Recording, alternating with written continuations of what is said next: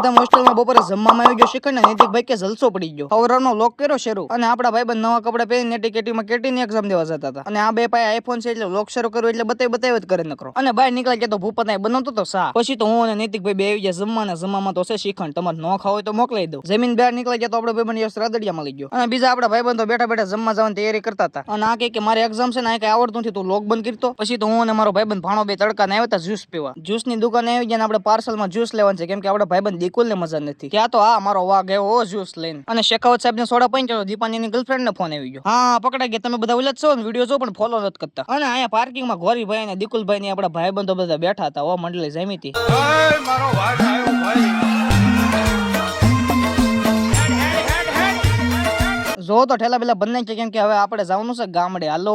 અને આ ભાઈને રામ રામ કર્યા ને કે આવજો. મેં કીધું હાલો તો નીકળી જાવી. પછી તો અમદાવાદ ની BMW માં બેન નીકળી ગયા બસ ના સ્ટેન્ડ બાજુ. હાલો તો ફટાફટ ફોલો કરી નાખો ને 3000 ફોલોવર પૂરા કરાવો.